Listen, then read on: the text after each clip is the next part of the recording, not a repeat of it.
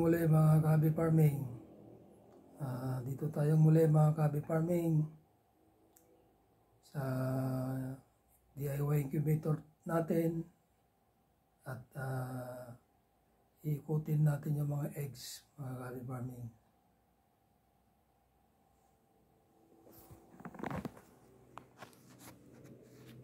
Ito pala mga Kabi Farming ay nagpalit tayo ng controller natin, incubator. Kaya bago ngayon itong controller nito. So bali ang model nito ay STC 1000 yung controller. Ito naman yung digital thermometer natin. At ito naman yung analog thermometer. Ito yung dimmer natin, dimmer. Halimbawa, gusto natin babaan yung temperature, yung init. Kasi ang nakalagay dito ay sa bulb na dalawa ay 50 watts. So, kinokontrol natin yung init dito sa dimmer para wag masyadong malakas yung temperature o yung init. Ito naman yung switch niya mga Kabi Farming. So ang setting natin dito ay ang start ng heater o on ng bulb niya ay 33.3, tapos yung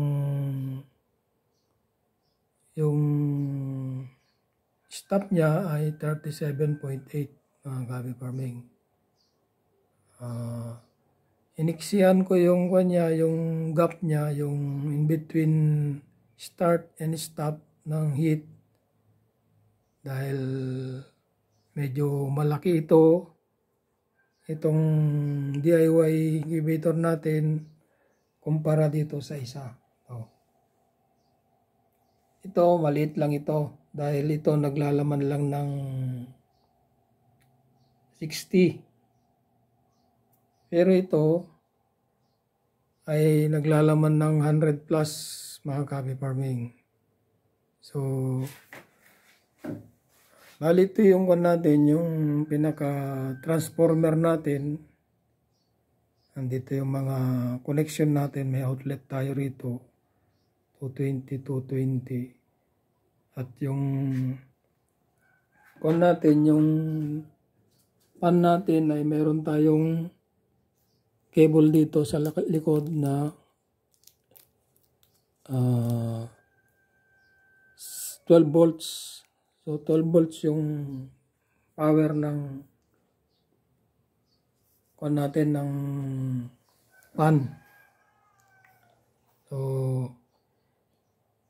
kaya ngayon yan, ayan mga Kabi Farming, 34.0 degrees C.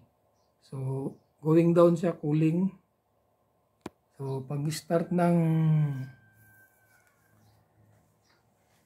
kanya ng 33.3, magkakaroon ng indicator dito sa yan, sa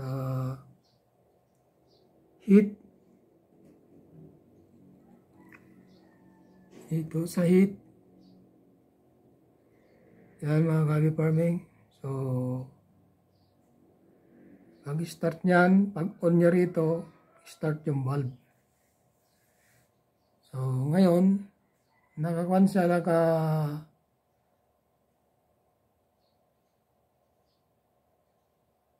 34 degrees C ang setting niya ngayon, ang init niya ngayon. So buksan na natin para mapalamig natin, makuha natin konti. At ipapakita ko rin sa inyo yung kalooban nito mga Kabi Farming.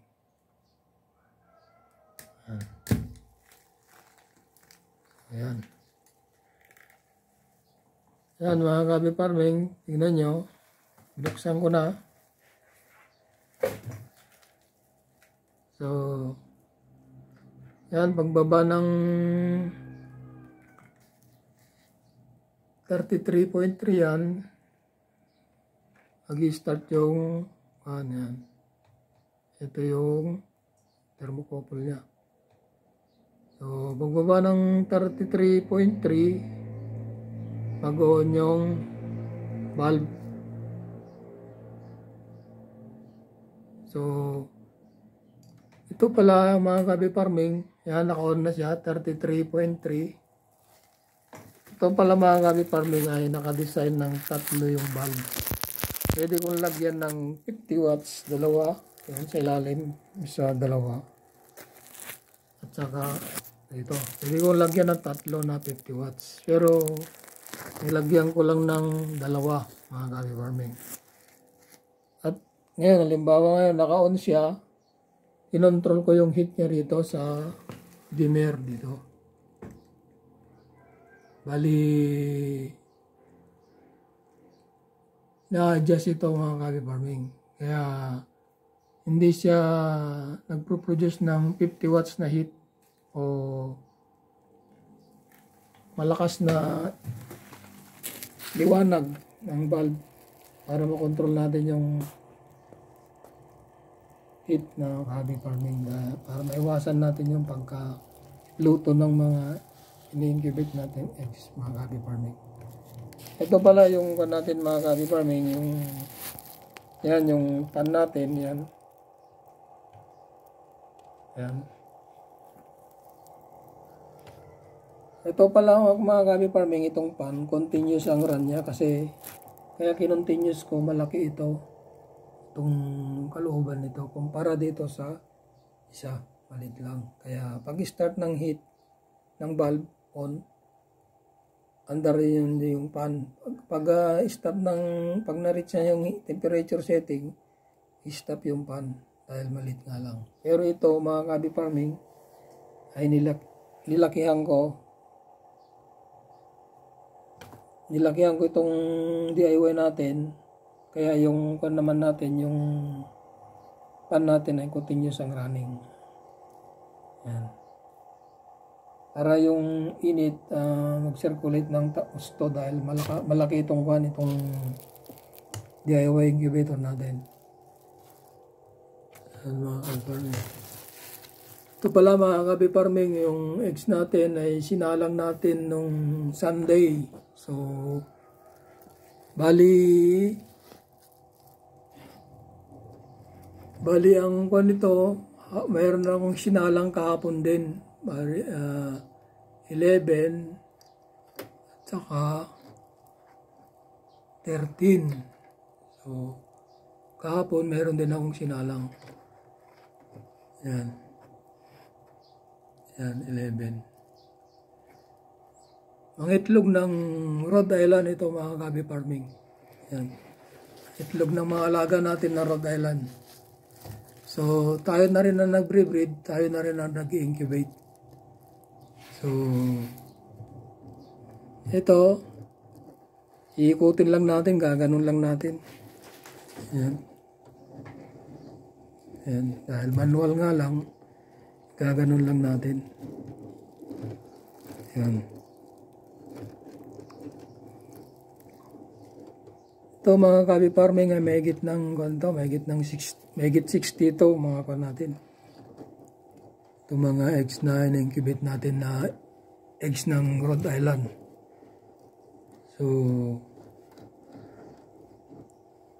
yan. Malalaki yung mga eggs mga kabi farming ito. So, hindi na natin kailangan bumili ng eggs ng Rhode Island dahil yung mga breeder natin ay marami mga kabi farming. So, nagbebenta rin tayo ng mga sisiw at saka yung eggs mga kabi farming. Yung mga fertile eggs. Yan. Yan. Ito. Ganun din ang natin. Yan, ganito kalalaki mga kabi farming yung eggs na nakuha natin. Eggs ng Rhode Island. Yan.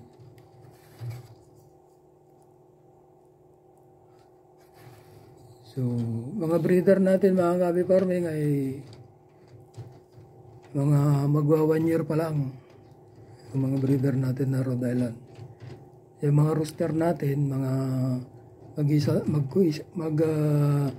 isang taon kalahati na rin. Dahil yun ang mga naunang kwan natin. Yan. So, ganun ko lang mga gabi farming. Ipihit ko lang na ganyan para maikot ng konti. Yan. Dahan-dahan lang para hindi mabasag yung eggs o magkaroon ng crack. Kasi pag nagkaroon ng crack, wala na yun, hindi na mapipisa yun, mabubulok na lang. Yan. So ito naman mga gabi farming, ito mga eggs ng ito ng ducks o Muscovy ducks BB. Ito. Yan. Meron din tayong alagang mga Muscovy duck kaya marami na yung eggs nila, kaya sinubukan kong i-incubate ulit dahil dati nag-incubate din ako ng mga eggs nila na kung naman na hatch naman at nakaproduce nga tayo ng maraming Muscovy ducks. Kaya ito yung eggs na pinili natin, in-incubate din natin.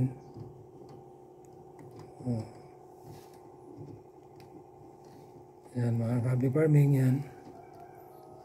So ganito lang kasimple mga gabi farming yung DIY natin. Yan.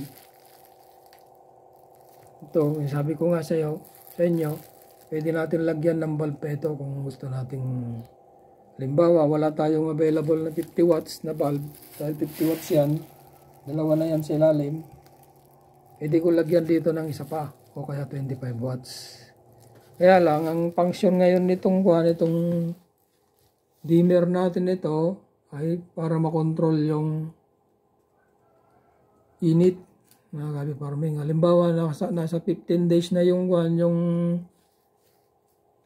eggs natin na in-incubate, pwede na natin control yung init. Dahil pag on ng heater o yung controller, automatic yung lakas ng bulb, yun ang sinusupply niya na init. So, nilagyan ko ng dimmer para maiwasan yung over temperature o sobrang init, para makontrol lang natin yung init mga gabi farming. Yan. So, ito mga gabi farming, so bali ko na ito.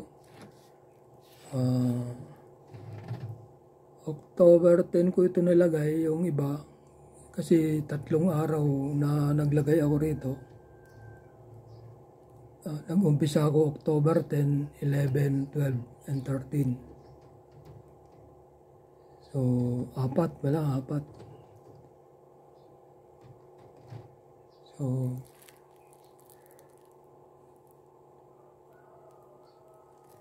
yan mga gabi farming. Ito lang, hanggang dito lang muli ang aking mga may share na video sa inyo, vlogs, mga gabi farming.